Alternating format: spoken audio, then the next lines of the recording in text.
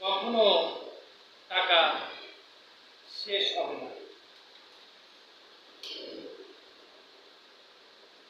আল্লাহর প্রতি আমাদের বিশ্বাস রাখতে হবে এবং ইয়াকিনের সহিত এই আমলটি করতে হবে। সর্বপ্রথম ওযু করতে হবে। ওযু করে 3 বার দরুদ পড়তে হবে। আমরা যে দরুদটি নামাজের সময় পড়ি, শ্রেষ্ঠ দরুদ দরুদে ইব্রাহিম।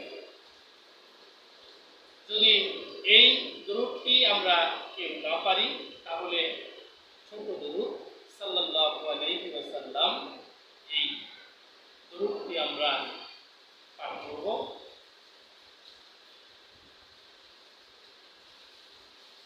2 নম্বর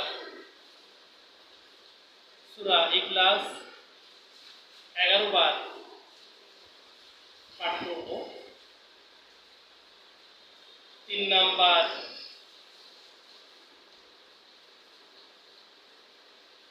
ইয়া রাজ্জাকু 11 বার পাঠ করব। 4 নম্বর ইয়া কাজিয়াল হাজাত 21 বার করব। শেষে আবারও দরুদ পড়ব। যদি আমরা এই আমলটি করে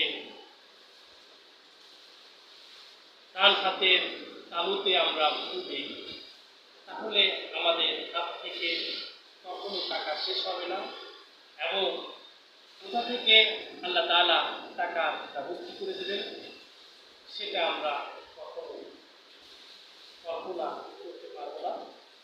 আমরা যেন এই আমলটি সকলে করি। আমরা সকলে বলি আমিন।